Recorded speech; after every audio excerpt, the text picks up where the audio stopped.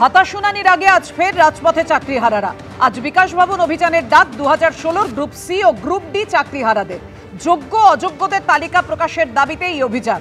যোগ্যদের স্কুলে ফেরানোর দাবিতে করুণাময়ী থেকে বিকাশ ভবন পর্যন্ত অভিযান। কি দাবি তাদের, কোন দাবিকে সামনে রেখে কোন দাবিকে সামনে রেখে তারা আজকের এই অভিযান করছেন, সরাসরি কথা বলবো। আমাদের সঙ্গে রয়েছেন আমাদের প্রতিনিধি ব্রতদেব ভট্টাচার্য। ব্রতদেব,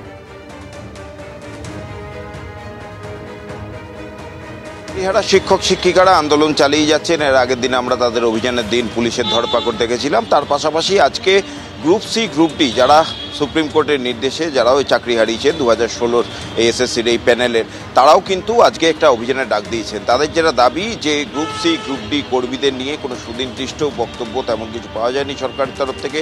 যে ভাতার কথা ঘোষণা করা হয়েছিল মুখ্যমন্ত্রীর তরফ থেকে, সেই ভাতা তারা নিতে চাইছেন না। তাদের বক্তব্য তাদের স্থায়ী একটা ব্যবস্থা করতে হবে, তাদের স্কুলে ফেরাতে হবে। এবং সবথেকে বড় কথা যে দাবি শিক্ষক শিক্ষিকাদের রয়েছে, গ্রুপ সি গ্রুপ ডিদেরও কিন্তু একই দাবি।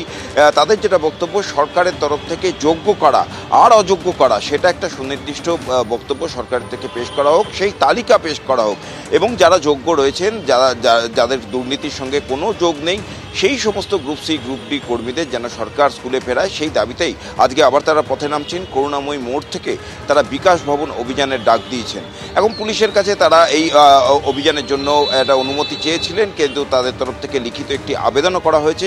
কিন্তু এখনও পর্যন্ত গ্রুপ সি গ্রুপ ডি কর্মীদের তরফ থেকে জানা যাচ্ছে যে পুলিশ এই মিছিলের লিখিতভাবে কোনো অনুমতি দেয়নি। তবে মৌখিকভাবে তাদের বলা হয়েছে যে যদি শান্তিপূর্ণভাবে মিছিল হয় তাহলে পুলিশের কোনো আপত্তি নেই, কিন্তু যদি কোনো অশান্তি হয় কিংবা কোনো রকম স্বাভাবিক পরিস্থিতি বিঘ্নিত হয় তাহলে কিন্তু আইনানুগ ব্যবস্থা নেওয়া হবে। তোমাকে ইতিমধ্যেই জানিয়ে রাখি যে এখনও কিন্তু 15 তারিখ বিকাশ ভবনে যে অভিযান হয়েছিল সেদিন অশান্তির ঘটনা ঘটে এবং পুলিশ বেধড়ক লাঠিচার্জ করে শিক্ষক শিক্ষিকা এবং গ্রুপ সি গ্রুপ ডি কর্মীদের ওপর। সেই ঘটনাতে কিন্তু এখনও একাধিক শিক্ষিকাদের তলব করা হচ্ছে থানায়, এবং একই সঙ্গে এই গ্রুপ সি গ্রুপ ডিদের কর্মীদের একাংশকেও কিন্তু থানায় তলব করা হয়েছে।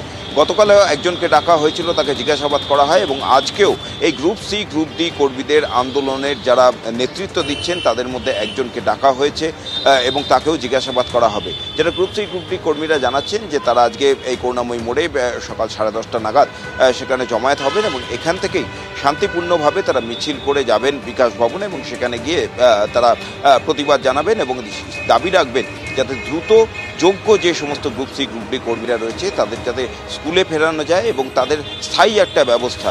কারণ সুপ্রিম কোর্টের নির্দেশে চাকরি গিয়েছে তাদের, কিন্তু তারপর থেকে সরকার শিক্ষক শিক্ষিকাদের নিয়ে একাধিক বক্তব্য দিয়েছে, কিন্তু তাদের যেটা বক্তব্য শুধু ভাতার কথা বলা ছাড়া তাদের চাকরির বিষয়ে স্থায়ী কোনো বন্দোবস্ত সরকার কী করছে সেই নিয়ে কোনো সুনির্দিষ্ট পরিকল্পনা বা বক্তব্য তারা পাননি।